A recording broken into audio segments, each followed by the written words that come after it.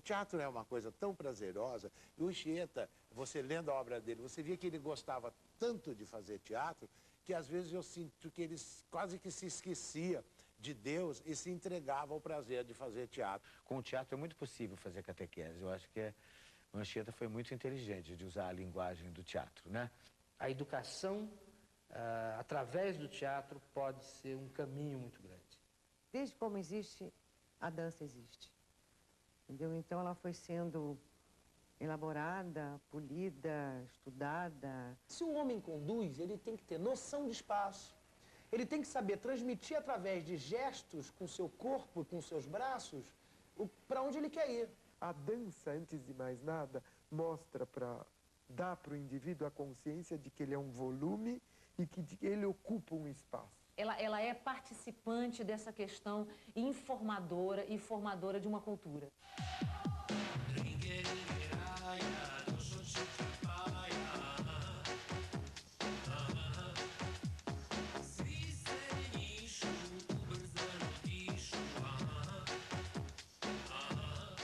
Aqui mesmo você disse que essa peça do Bahia é a maior obra do teatro brasileiro. Que sal universal.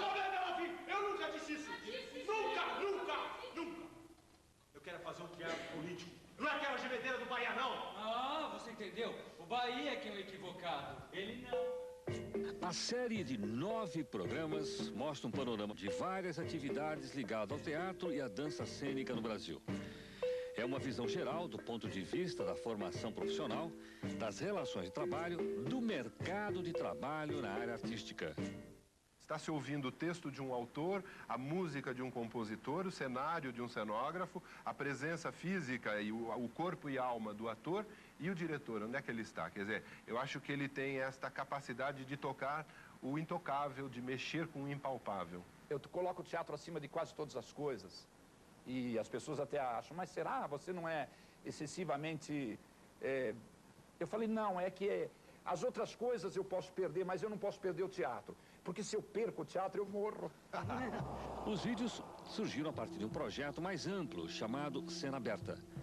Pela primeira vez, os Ministérios do Trabalho e da Cultura fizeram um convênio para dar apoio ao profissional das artes cênicas. Como é que é a feitura de um dramaturgo? Eu vou lhe dizer que eu não tive esse momento, eu tive uma revelação, né? O terror de ter me transformado num dramaturgo. Como é que você descreve atualmente o mercado de trabalho na área de dança? Eu acho que existe um Brasil enorme e o campo de trabalho imenso e quem descobrir isso e quem perceber que isso é uma coisa maravilhosa acaba fazendo uma carreira lindíssima no Brasil. Virei pro elenco, vocês preferem a fatinha no elenco ou cenário? Aí todo mundo falou assim, a fatinha. Eu falei, então vamos sem cenário. E fizemos com a fatinha e sem cenário. Dentro do projeto, foram escolhidos 13 grupos em 9 cidades do país, que recebem apoio financeiro do governo em troca da qualificação dos profissionais. Só em 98, 650 novos artistas passaram a integrar o mundo das artes.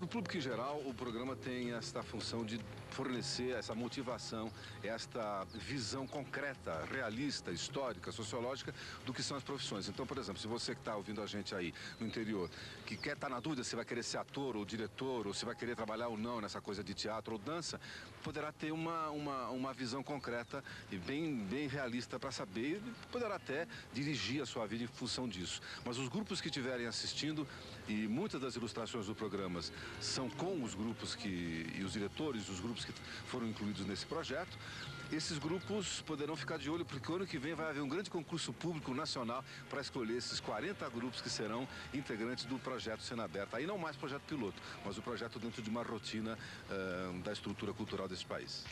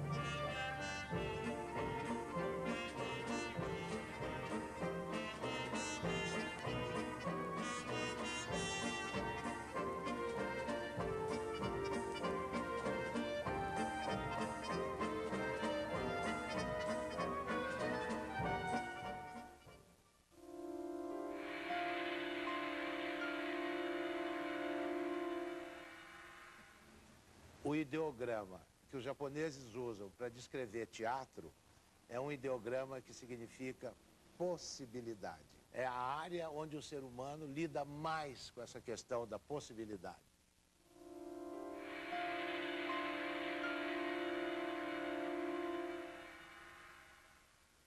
O ator, ele tem uma responsabilidade que é, enquanto ser humano, ele se trabalhar. Porque no teatro você tem o ator presente e o público presente. Então, é um lugar de transformação. Eu acho que essa é a função do ator, da atriz e do teatro.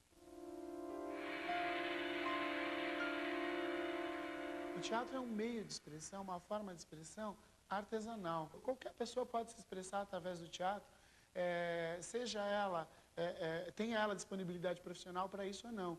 Então, se você fizer um vínculo disso com as festas, com as manifestações populares, você vai ver que o Brasil abriga o maior teatro de rua do mundo, que é o Carnaval.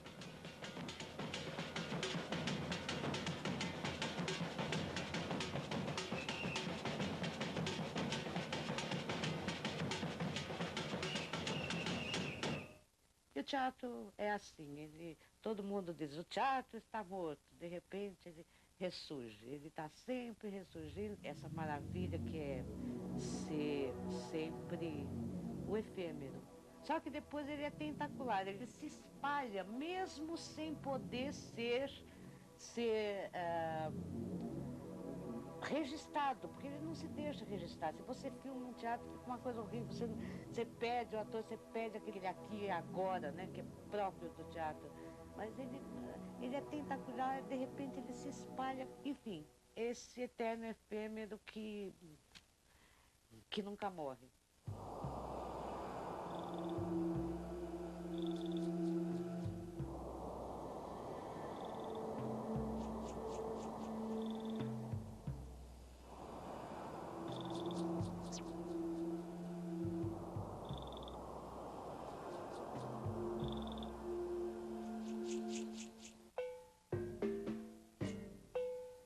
Representar é uma das mais antigas formas de expressão humana. Qualquer criança, ao brincar, representa, pois teatro é algo inerente ao homem. Por isso mesmo, até nas cavernas pré-históricas estão gravadas espécie de manifestações sociais teatralizadas. Mas tudo muda de figura quando o ato tão corriqueiro, presente inclusive no comportamento de alguns animais, como o pavão, que diante de um espectador abre seu leque de plumas, ou o leão, caminhando majestoso com seu séquito, torna-se ofício e arte.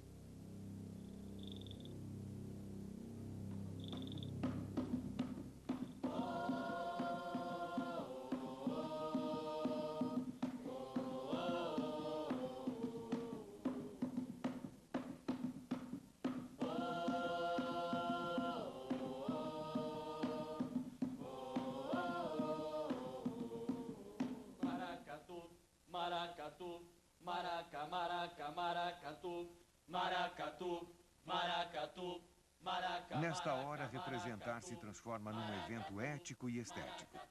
Um espetáculo que, para acontecer, exige a participação organizada de um grupo de profissionais.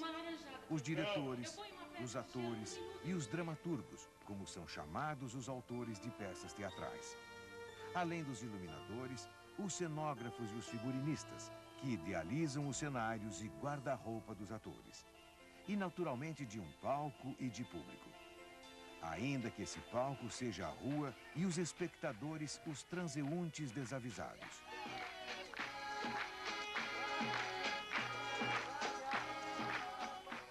As santas também têm mãos, que os romeiros podem tocar quando eles bem desejam. E unindo as palmas, é que as mãos se beijam. As santas e os romeiros não têm lábios. Sim, Romeiro, mas só para oração. A palavra teatro vem da forma grega teatron, derivado do verbo ver, thea, e do substantivo vista theomai, no sentido de panorama. Portanto, enquanto arte, implica num panorama da vida e também um ponto de vista. Surge como uma necessidade ritualística e mítica do ser humano, ligado a concepções profundas do sagrado e do profano, da vida e da morte, da tragédia e da comédia da existência.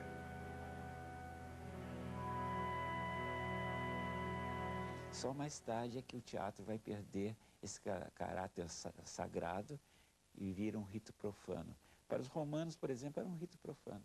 Mais tarde o teatro vai renascer na Idade Média e, curiosamente, vai renascer dentro do cristianismo, que persegue muito teatro. Na civilização egípcia, as representações dramáticas tiveram origem religiosa, de exaltação aos seus deuses. Vem de lá o primeiro roteiro teatral conhecido no Ocidente. Do Egito, o teatro passou para a Grécia, onde teve um florescimento admirável, graças aos seus dramaturgos, escritores de grandes tragédias, como Ésquilo, Sófocles, Eurípides, e de grandes comédias, como o de Aristófanes. Autores de obras fundamentais que enriqueceriam tanto o teatro quanto a literatura universal. O teatro grego é a origem de todo o nosso teatro ocidental. É um teatro de caráter religioso e que visava o quê? Fazer uma regeneração, talvez a palavra seja um pouco forte, do público. O teatro grego é importante, sobretudo por causa das teorias de Aristóteles, que até hoje nos influenciam e são discutidas no teatro. Essas teorias de Aristóteles todas decorrem de fragmentos de um livro chamado Arte Poética, que não sobrou integral. E elas realmente não foram estabelecidas por Aristóteles, mas sim por teóricos italianos da Renascença. Para mim, a época grande do teatro no nosso mundo é o Renascimento. O Renascimento produziu Shakespeare, que é o maior de todos os escritores de teatro jamais existentes. Eu duvido que apareça alguma coisa como ele. Quando vem o cristianismo combate ferozmente teatro, atores. Exigiam sempre que o ator é um sujeito possuído pelo demônio, porque senão, se ele só pode representar bem, seria possuído pelo demônio, que jamais ele poderia sair dele mesmo para entrar em outro. Você veja uma coisa muito curiosa. O nome do primeiro ator na Grécia chamava-se Hipócrates, que deu a palavra hipócrita.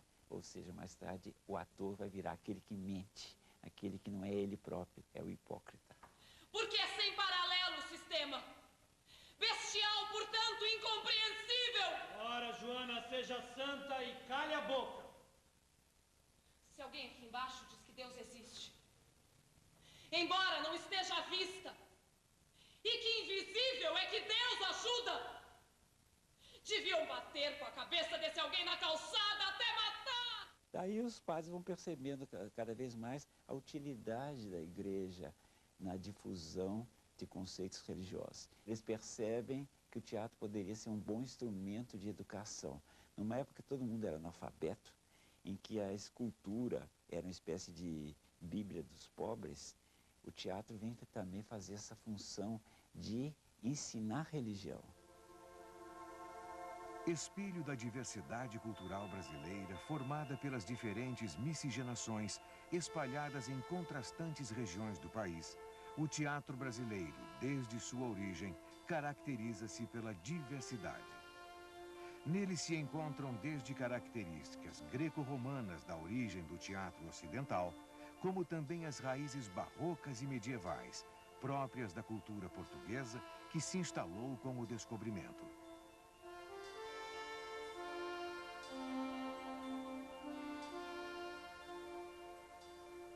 Como era o espetáculo medieval? Um enorme tablado, onde o palco era dividido em vários pedaços, tendo à direita o céu e à esquerda o inferno. Ou seja, o homem possui o livre-arbítrio, ao contrário da fatalidade grega, e o homem oscila entre o céu e o inferno. Ele não é obrigado a ir para o céu, ele não é obrigado a escolher o inferno. O que se vai fazer, então, a representação medieval conta de uma maneira alegórica a queda do homem no paraíso, com Adão e Eva, e até a sua redenção final com a morte de Cristo na cruz. E o público, naturalmente, ia acompanhando, fascinado, tudo isso, né?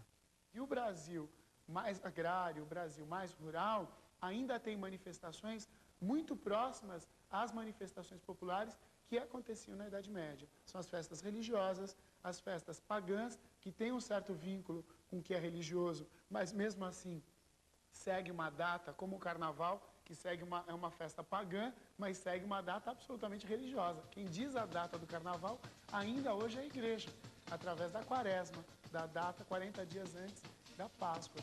Então, quer dizer, o Carnaval, que é uma festa completamente herege, ainda tem a sua data ditada pela Igreja. Então, quer dizer, esse confronto daquilo que é popular com aquilo que não é popular resulta em uma qualidade específica do tipo de manifestação popular, do tipo de manifestação cultural que existe no Brasil hoje.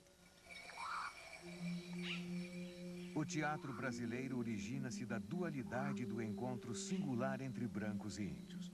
Nasceu em 1567 com uma peça chamada O Alto da Pregação, de autoria jesuítica. Como qualquer outra forma de teatro primitivo, nasceu como rito e celebração. Introduzido no Brasil pelo padre José de Anchieta e o padre Manuel da Nóbrega. Anchieta foi o primeiro dramaturgo brasileiro. Seguindo a tradição medieval da época, usou a dramaturgia como elemento catequizador e de conversão religiosa. Nesse sentido, suas preocupações não eram exatamente estéticas, mas éticas. Ainda assim, foi determinante na história e formação do teatro brasileiro.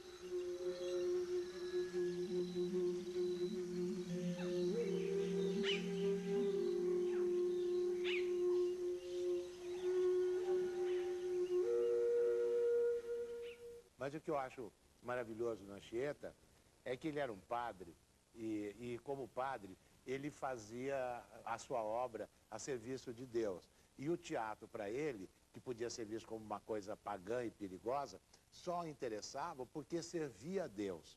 Mas o que é impressionante no texto do Anchieta é que o teatro é uma coisa tão prazerosa. E o Anchieta, você lendo a obra dele, você via que ele gostava tanto de fazer teatro, que às vezes eu sinto que ele quase que se esquecia de Deus e se entregava ao prazer de fazer teatro. Então, frequentemente, lendo o Anchieta, eu tenho a impressão que ele está à beira do pecado. Os autos de Anchieta, se por um lado, em pleno renascimento europeu, seguiam os textos religiosos do teatro medieval, por outro lado, trazia elementos próprios de singularidade. Suas peças feitas ao ar livre eram alegóricas e profundamente carnavalizadas. O Alto São Lourenço, que é considerado um dos melhores textos de Anchieta, é um bom exemplo. O Alto é escrito em 3 línguas, em português, em espanhol, em tupi-guarani. Mas depois o Alto é uma mistura confusa de personagens indígenas, e há também, inclusive, 2 imperadores romanos no texto, sem falar de santos do catolicismo e, às vezes, referências mitológicas a Júpiter, por exemplo. Uma pergunta que você pode fazer: existe uma unidade nesse texto?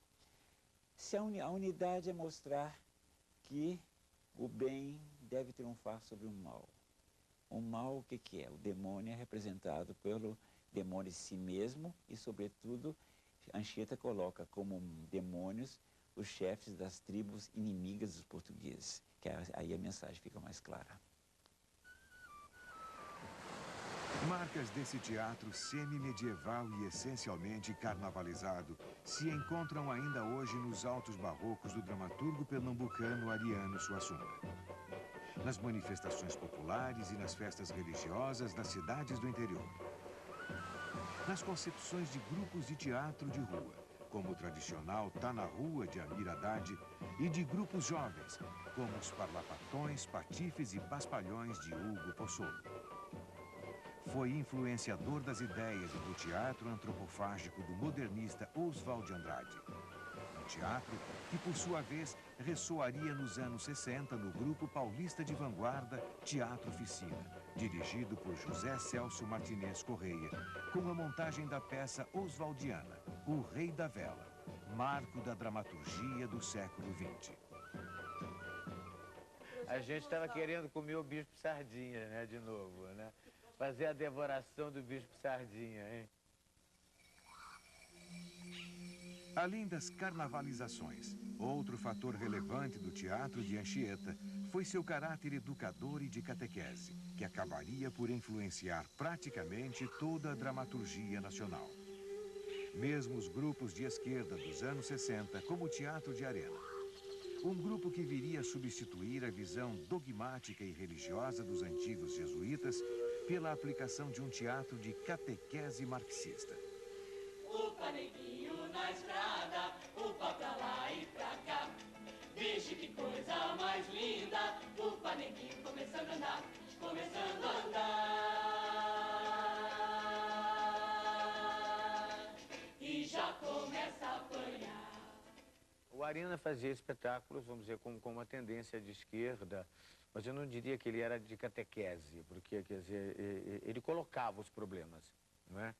É claro que isso está presente, mas está presente numa linha que é extensão do Arena, que é mais o CPC. Esse, sim, que era o teatro que ia, né, nos lugares e que realmente fazia a cabeça das pessoas através de peças didáticas, especialmente montadas para a catequese. Quer dizer, o teatro é uma coisa muito... Com o teatro é muito possível fazer catequese. Eu acho que o Anchieta foi muito inteligente de usar a linguagem do teatro, né? Do outro lado, também acho que nós não podemos escapar disso, não do ponto de vista da catequese, mas do ponto de vista do ritual. A tragédia que nós estamos vivendo hoje nessa nação é exatamente o problema da educação. Sem educação não existe um povo. A ditadura fez com que a educação desse país desaparecesse. Quer dizer, hoje nós estamos vivendo o reflexo disso. Quer dizer, um povo que não tem a menor condição de se educar e de se formar. Eu acho que o teatro, o cinema, as artes plásticas, a literatura entram de cunha nessa questão da educação.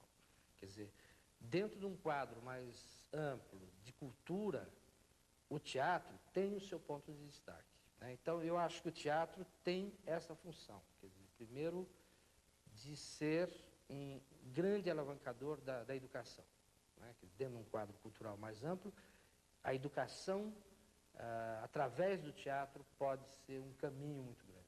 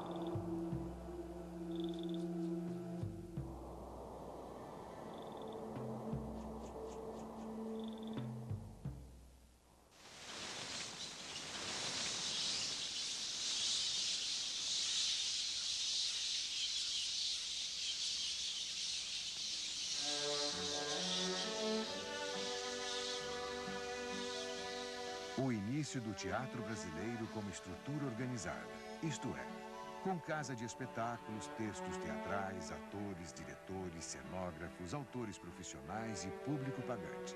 Aconteceu 2 séculos depois das primeiras montagens jesuíticas. Ocorreu apenas no romantismo.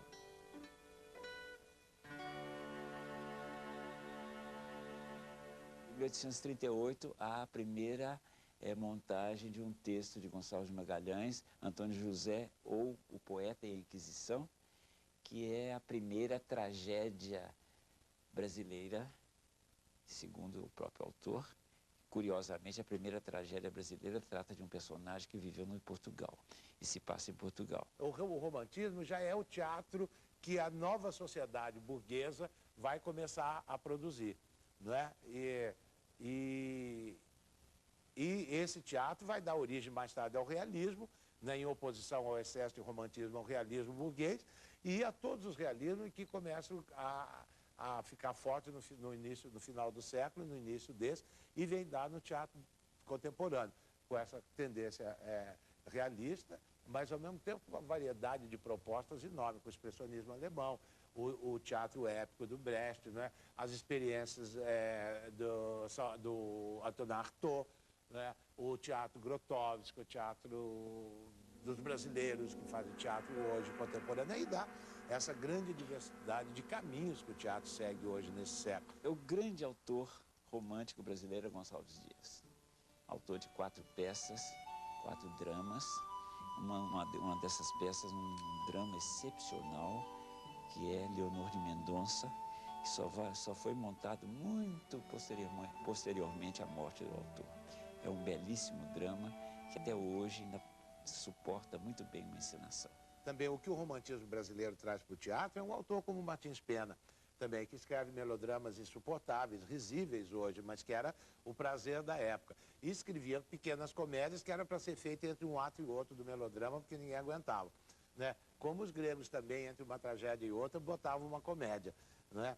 E o Martins Pena escreve esses melodramas. Mas, na verdade, o que ficou para a gente da obra do Martins Pena importante são as comédias, onde ele satiriza os costumes da vida brasileira. Agora, o teatro brasileiro no século XIX, ele se divide entre um teatro mais popular e um teatro sério.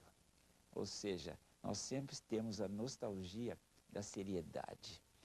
A gente sempre acha que rir é uma coisa duvidosa e se emocionar ou talvez chorar é uma coisa de mais responsabilidade.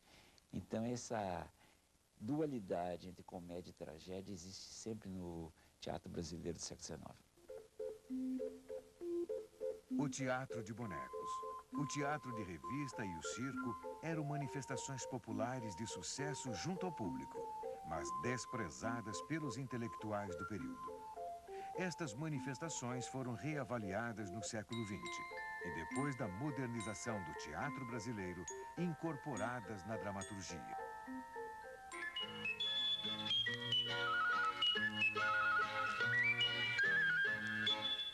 O Antônio de Alcântara Machado, na década de 20, vai dizer que a única coisa realmente criativa que tinha o teatro brasileiro eram os espetáculos de circo ou espetáculos populares. E para ele, por exemplo, Piolim, se não estou enganado, Piolim seria um grande ator circense. O circo é uma forma popular, né, de representação, e o teatro de revista é uma forma portuguesa também de fazer. Como o nome indica, revista é um espetáculo de variedades. Cada quadro é uma página da revista e você vai falando das coisas. Músicas, canções, comentários políticos, piadas, essa coisa toda. Que é uma forma muito agradável de entretenimento. A dramaturgia brechtiana, de alguma maneira, ela tem essa estrutura desse espetáculo popular. Ele propõe que cada cena tenha valor em si. Embora elas estejam dentro de um espetáculo, conte uma história, você pode isoladamente dizer quase tudo que a peça inteira está dizendo com aquela cena só. Na revista também, cada quadro tem valor em si. E há um fio dramático que conduz e liga esses quadros. Mas cada um vai dizendo coisas e no final você tem uma soma que faz uma unidade. O que eles estão pensando? Pensam que somos gado, que aceitamos tudo. Exigimos, no mínimo, o salário anterior. No mínimo, a jornada de 12 horas. Abram!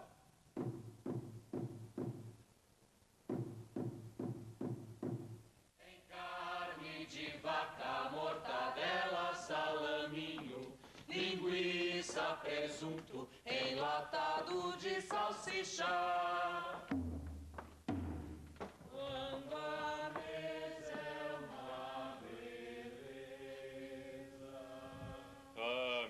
Pobre peito inquieto é rasgado em 2 ânsias como que por um punhal.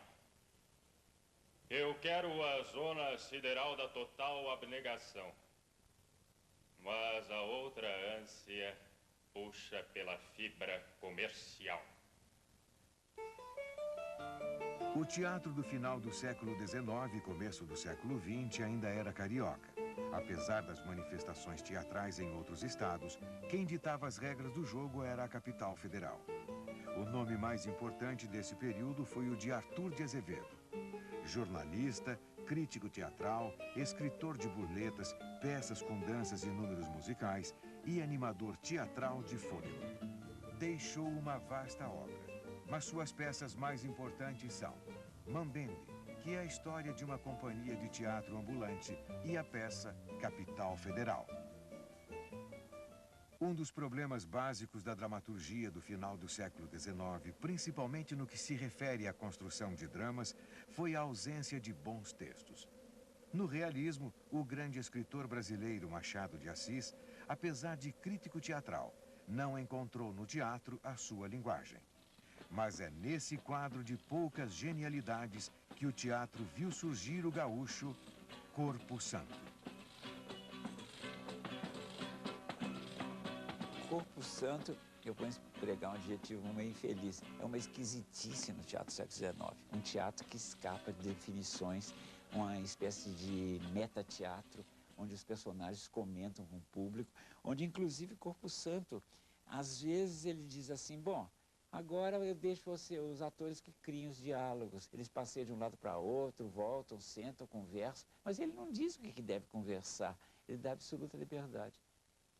Corpo Santo foi um precursor da modernidade teatral. Seu caso vem apenas confirmar que o modernismo antecipou sua própria época. Já em 1880, a inquietude dominava o homem comum. Uma nova ordem das coisas se apresentava. À medida que o novo século se aproximava, o fim de um tipo de história e o início de outra. Iniciava-se o período das vanguardas políticas e estéticas, e com elas, o choque do novo.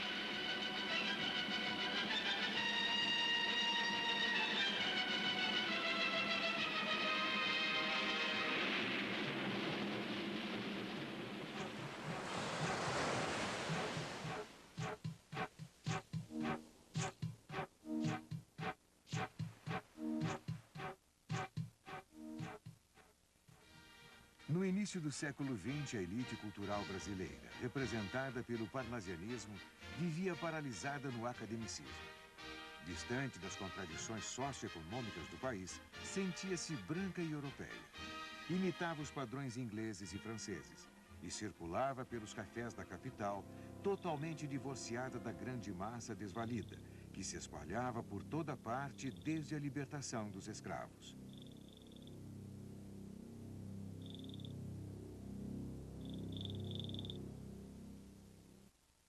O modernismo de 22, comandado pelas figuras polêmicas dos escritores Mário de Andrade e Oswald de Andrade, foi a modificação desse clima.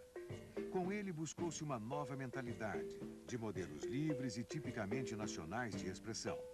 Seu objetivo era renovar todos os campos da expressão estética: a música, a pintura, a literatura e as demais artes. E atualizá-las pelos padrões internacionais das vanguardas futuristas, cubistas e dadaístas. E mergulhar nas fontes brasileiras não convencionais, do folclore, dos ritmos populares e da cultura negra e índia do Brasil.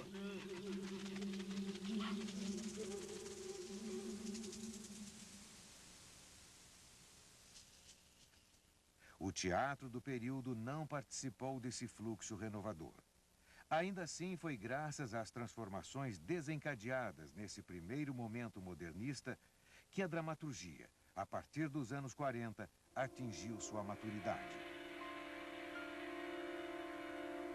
O Homem, de Darcy Ribeiro, que é a mistura desse índio e desse negro, a cultura negra, nossa, o que ela foi forte, o que ela trouxe de elementos de dança, de ritmo, de enfeites, de figurinos, de tudo mais. Quer dizer, traz para o teatro brasileiro uma cara que durante um tempo do TBC andou meio escondida, porque todo mundo ficou com cara de europeu, mas que o Oficina e o Arena procuraram trazer de volta.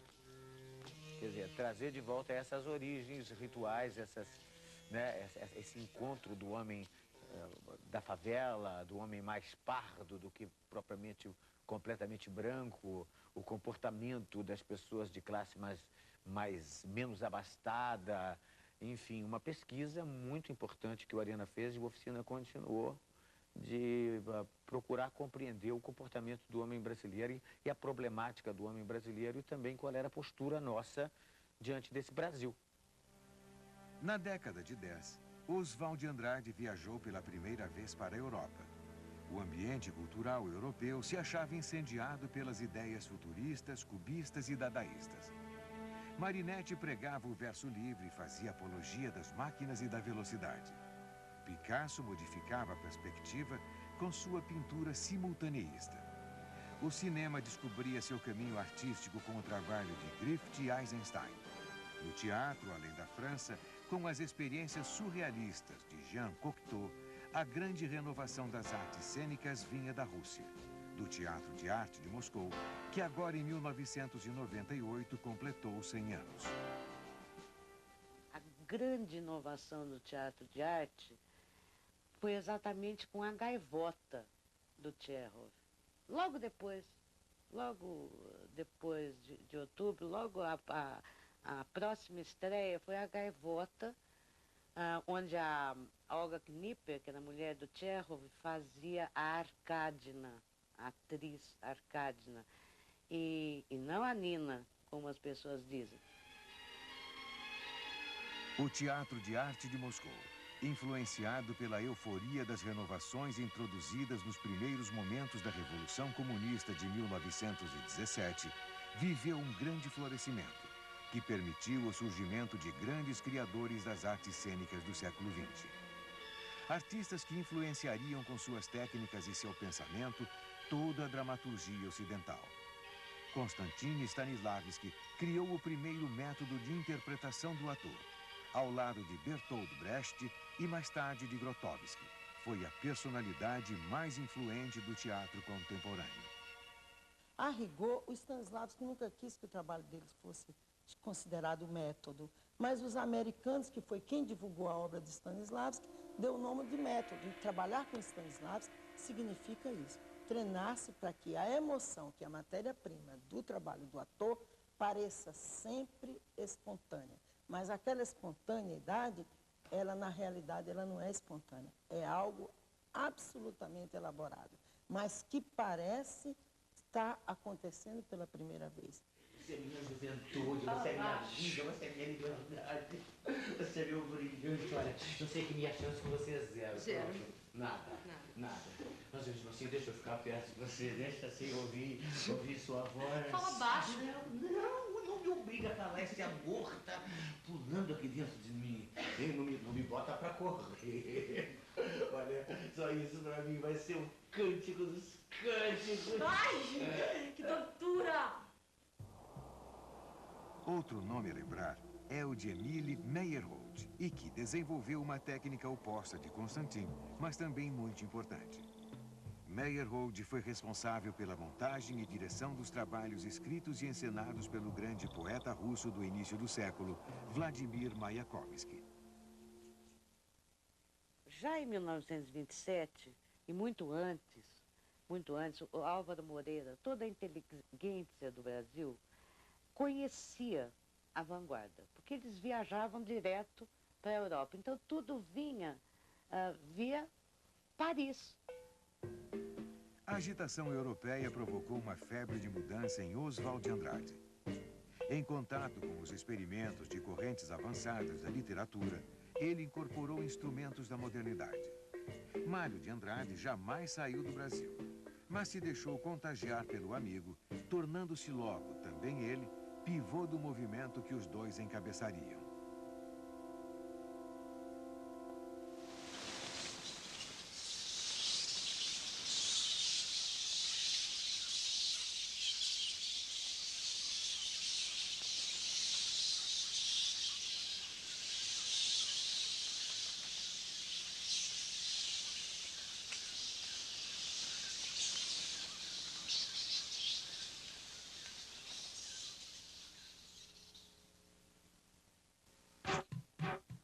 Com o Manifesto Antropófago de 1928, Oswald de Andrade radicalizou suas posições. Baseado no quadro Abapuru de Tarsila do Amaral, e que significa o homem que come, Oswald de Andrade formulou sua metáfora antropológica. Para Oswald, esta era a saída de um país aculturado para fugir da sombra do dominador europeu e atingir uma dimensão de universalidade. A antropofagia, para ele, é a devoração crítica da informação cultural dos elementos, que vem do exterior, e a sua redigestão em termos críticos e brasileiros. Mário de Andrade não participou desse movimento, mas foi ele que escreveu o grande romance antropofágico brasileiro, Macunaíma. Hoje em dia é onde a gente está podendo realmente parar e olhar e estudar esses fenômenos todos. Essa gente toda foi muito legal. O Mário foi muito legal, o Mário também foi muito legal. O Macunaíma dele é uma coisa muito importante também, belíssimo. Essas criaturas todas que fizeram essa Semana de Arte Moderna, eles não podiam imaginar que eles iam ter uma importância e uma influência a longo prazo, né? As formulações oswaldianas incompreendidas no período foram reavaliadas nos anos 50 pelo ensaísta Antônio Cândido e pela própria poesia concreta, mas só iriam ser assimiladas em larga escala a partir dos anos 60, com o advento do cinema novo, do teatro oficina e do tropicalismo. Olha quanto tempo passou para que a gente até pudesse antropofagiar os valores da Semana de 22 e fazer um Rei da Vela, como eu tenho certeza que eles teriam adorado se eles pudessem ver. O teatro de Oswald de Andrade é um dos aspectos mais importantes de sua extensa produção, porque, a exemplo do teatro de Mayakovsky ou de Brecht, pratica o distanciamento crítico. Além de utilizar elementos da sátira e da carnavalização, sua peça mais importante é O Rei da Vela, encenada em 1968 pelo grupo Oficina. A gente assumiu um Brasil, uma cara de Brasil, né?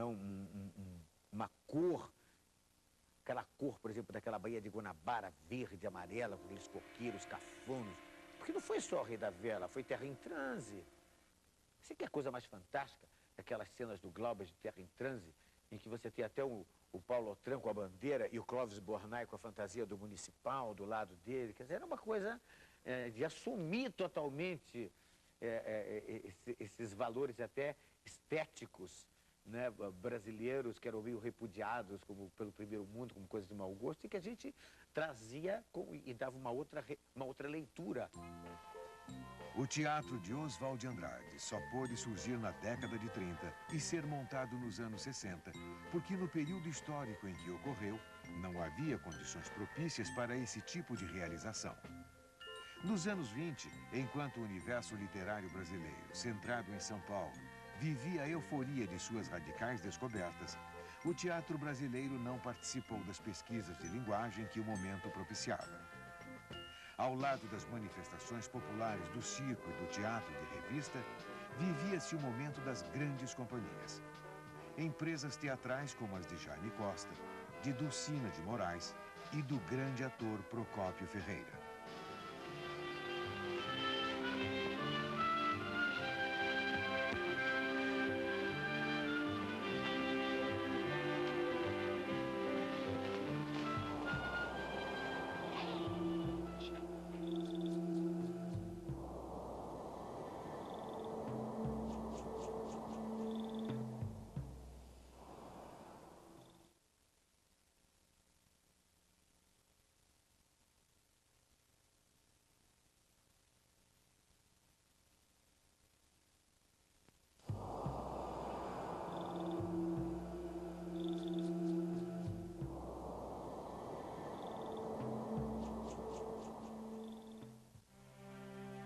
Em 1943, com a montagem de Vestido de Noiva do grupo amador Os Comediantes, o modernismo finalmente chegava ao teatro. Vestido de Noiva, dirigida pelo próprio Ziembinski, promoveu uma revolução. O texto enxuto, as ações simultâneas e de corte cinematográfico renovaram a dramaturgia brasileira. A peça dividida em 3 planos: o plano da realidade, o plano da memória e o plano da alucinação, precisou de 132 efeitos de luz para a simultaneidade de 140 mudanças de cena. Ziembinski, na época, era um desconhecido ator, encenador e iluminador polonês, que estava no Brasil fazia 3 anos, fugido da guerra. Mas logo se tornaria um dos pilares fundamentais do teatro brasileiro, responsável por muito de sua renovação. Com Vestido de Noiva, Ziembinski introduziu pela primeira vez no país o conceito de diretor teatral. Por que Ziembinski vai se ligar a grupos amadores? Ele não queria fazer teatro com atores antigos, alguns até talentosos, como é o caso de Jaime Costa, ou mesmo Procópio. Mas ele queria o quê? Gente nova, que ele pudesse, vamos empregar o verbo manejar melhor. Então, e que ele pudesse, sobretudo, propor um repertório diferente. Acho que em todo lugar do mundo os grandes movimentos renovadores nascem dos amadores. O Stanislavski era simplesmente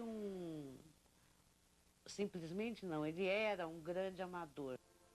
Vestido de Noiva foi escrito pelo desconhecido jornalista e escritor pernambucano Nelson Rodrigues, inventor da moderna dramaturgia brasileira. Contou ainda com a participação do primeiro grande cenógrafo brasileiro, o pintor Santa Rosa, que a partir desse cenário mudou os parâmetros da cenografia no país. Vestido de Noiva representou a maturidade da dramaturgia brasileira e impulsionou todas as áreas do teatro nacional. Escândalo se eu disser uma coisa que sei! Não me desafia, Laide! Eu é que devia ser a noiva! O único homem que eu amei! Nunca me casei com seus namorados! Você é um monstro! Em 1948, o industrial italiano Franco Zampari resolveu criar um teatro para os amadores, o TBC, Teatro Brasileiro de Comédia, que representou outro avanço na dramaturgia nacional. Em 1949, o TBC se tornou uma companhia profissional com atores, diretores e técnicos pagos, reunidos dos grupos amadores e das velhas companhias existentes.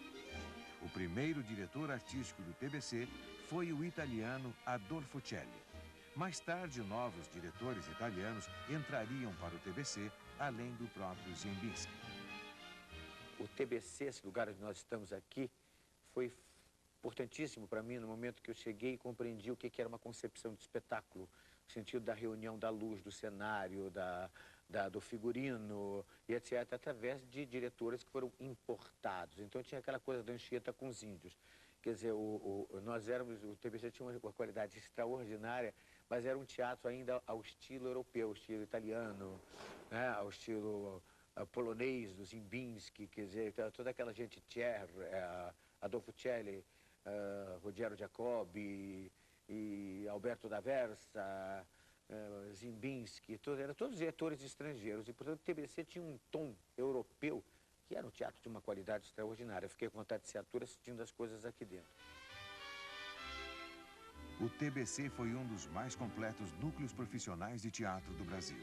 Seus diretores não utilizavam o método de Stanislavski, nem o racionalismo do distanciamento brechtiano, que fariam escola no Brasil na década de 60.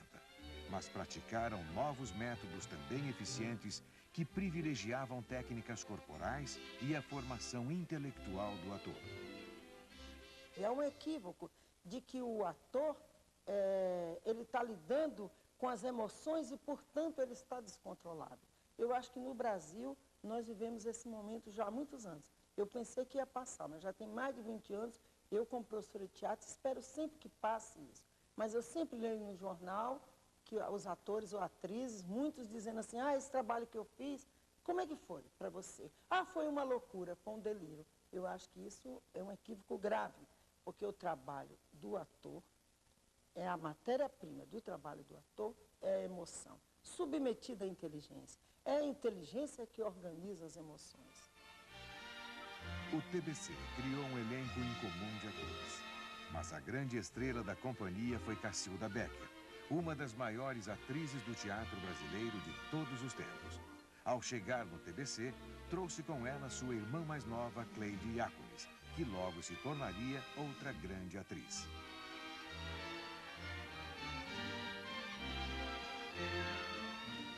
A partir do momento que a EAD é fundada pelo Alfredo Mesquita, aqui em São Paulo, aí nós vamos ter a escola de teatro, a escola que vai formar aqui dentro de São Paulo. E não é à toa que ela foi fundada em 1948, quando o TBC também foi fundado em 1948.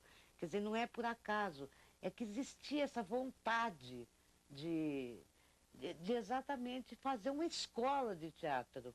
E a gente tem que dar uma importância grande para a EAD. Depois, posteriormente, nós vamos ter a fundação na ECA, das artes cênicas, né, da Escola de Teatro da ECA. A ETUB, Escola de Teatro da Universidade da Bahia, dirigida por Martim Gonçalves, foi um grande centro irradiador de ideias dos anos 50, o que possibilitou uma efervescência cultural intensa em Salvador, propiciando o surgimento de grandes nomes da cultura brasileira dos anos 60. A Escola de Teatro na Bahia foi fundada na década de 50. Foi um reitor, Edgar Santos, que gostava muito das artes, era um homem que tinha uma visão muito avançada para a época, que criou essas escolas de arte e conseguiu dinheiro dos americanos. A minha escola era financiada pela Rockefeller. Era uma escola stanislavskiana, a única no Brasil. É interessante que se diga, é importante que se registre isso.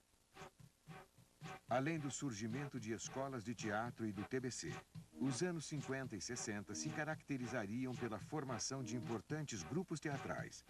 Em 1951, José Renato fundou o Teatro de Arena, que mais tarde seria dirigido por Augusto Boal e por Gianfrancesco Guarnieri. Em 1958, surgiu o Teatro Amador do Oficina, formado por Renato Borghi, José Celso Martinez Correia, Amir Haddad e outros. O Teatro de Arena aparece como uma possibilidade de fazer um teatro ao nível do TBC, mas com menos recursos, ou seja, pela própria configuração do Teatro de Arena, um círculo onde o público se dispõe em volta, não exigia cenários e figurinos mais simples, etc. Quer dizer, a grande guinada do Teatro de Arena vai ser quando eles não usam black tie, quando o Teatro de Arena ia falir, vamos dizer assim, por falta de recursos, e que de repente faz uma peça de Gianfrancesco Guarnieri, que faz um sucesso e fica um ano em cartaz, e que vem mostrar que o autor brasileiro pode ser privilegiado e pode render dinheiro também. Tanto o Arena quanto o Oficina eram grupos que interferiam decisivamente no momento político-social que se vivia. Mas o Oficina se manteve mais aberto às tendências não só teatrais, mas comportamentais do final da década de 60 e início de 70. O primeiro marco do Teatro de Arena foi eles não usam black tie.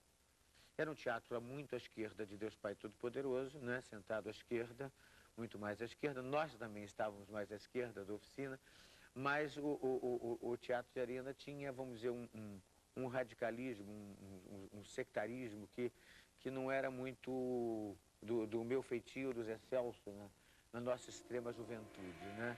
Tanto que a minha geração foi que jogou a revolução sexual para frente, né? O grande marco do Teatro Oficina foi a montagem do Rei da Vela de 1967. Mas antes dessa peça, o grupo já havia encenado peças significativas. Em 1963, com a incorporação definitiva de Kurvit no grupo, o Oficina definiu seu caminho, com a montagem antológica de Os Pequenos Burgueses de Máximo Gorki. Em 1964, já tinha havido o golpe militar no Brasil que instaurou a ditadura. Em 1968, com a criação do ato institucional AI-5, o regime militar começou a endurecer. Prisões, torturas e perseguições políticas viraram a tônica do país.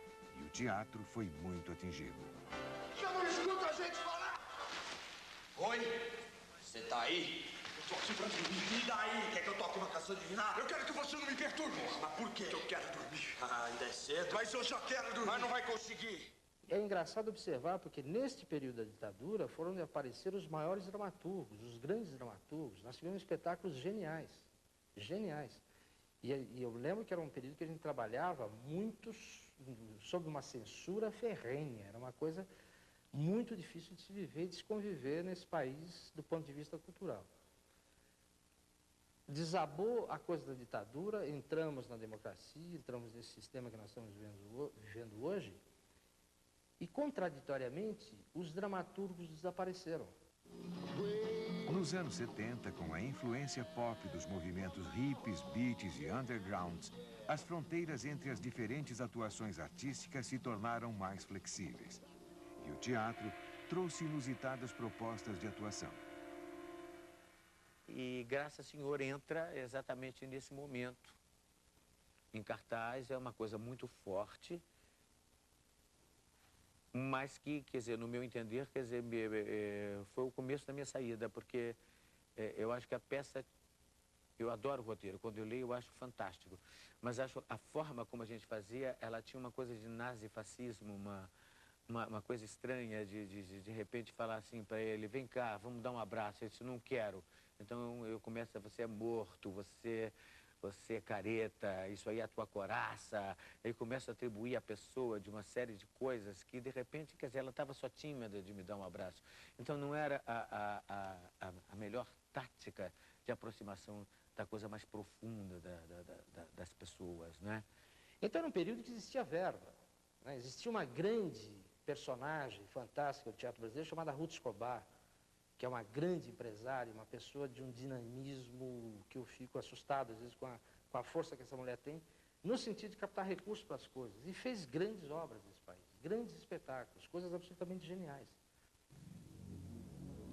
No governo Médici, depois de muitas perseguições políticas, mudanças ideológicas e de convicções, o teatro brasileiro, enquanto centro irradiador de transformações culturais, integradas inclusive com outras áreas artísticas, teve um hiato em seu desenvolvimento. Na verdade, nós conseguimos ser uma pátria, um território onde as coisas se manifestam, mas não formamos uma nação onde as coisas se juntam e nos identificam. Então, nós ficamos atomizados, fraccionados por essa interferência direta no processo evolutivo do pensamento cultural brasileiro. Nos anos 80, o teatro começou a ser uma manifestação de tendências individuais. Antunes Filho, que sempre trilhou um caminho individual, tem deixado sua marca com montagens antológicas como Nelson Rodrigues, O Eterno Retorno e Macunaíma. Em São Paulo surgiu um teatro que privilegiava principalmente os aspectos plásticos e visuais de encenação. Exemplo de Bia Lessa e Gerald Thomas. Não somos responsáveis pelos nossos atos. Desde que sigamos as regras da arte, não somos chamados a responder pelo que acontece. É como no teatro, não é verdade? Cacá Rossetti, do grupo Ornitorrinco, deixa influenciar-se por técnicas circenses e retomou grandes clássicos como Jarry, Shakespeare, Molière, dando um tratamento contemporâneo muito atuante. Deixou herdeiros. Alexandre tenta de várias formas desatar o nó górdio. Ele quer fazer valer a profecia do nó górdio. E como não consegue desatá-lo, termina por parti-lo. O trabalho dos Parlapatões e a minha dramaturgia são pautadas em expressar o que a gente pensa do mundo de hoje. Então, quando a gente vai fazer alguma coisa ligada ao teatro medieval ou ligada ao circo, não significa que a gente vai fazer um resgate arqueológico empoeirado, que a gente vai reproduzir aquelas mesmas fórmulas. Não, ao contrário, a gente vai se valer de alguns aspectos do teatro medieval, se valer do circo como forma de expressão, como forma de espetacularidade, para dizer aquilo que a gente pensa do mundo de hoje, nos dias de hoje. Nos anos 90, o teatro retomou fôlego, ampliando as tendências plurais e apontando para nomes que têm se revelado na direção. Ulisses Cruz aderiu a um teatro de imagens que se sobrepõe à palavra. Gabriel Vilela é um encenador barroco que traz de seus próprios textos os signos de seus cenários. Antônio Araújo, outra vertente da estética atual, foge do teatro convencional com encenações em diversos ambientes. Nu saí do ventre de minha mãe e nu para lá voltarei.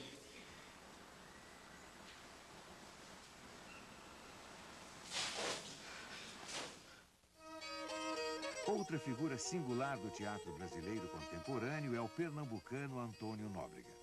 Suas peças barrocas recuperam a arte popular naquilo que ela tem de mais avançado. Retomou o caminho de Anchieta de valorizações étnicas e de carnavalização. nos últimos 3, 4 anos eu assisti espetáculos de Gabriel Vilela, assisti espetáculos do Antônio Araújo, assisti espetáculos de diversos autores em que eu vislumbrava, eu via em cena um teatro muito próximo do teatro do Anchieta. Embora de tempos em tempos você tenha esforços de rejeição desse teatro, ele sobrevive, ele persiste e é difícil não se reportar a ele o tempo todo.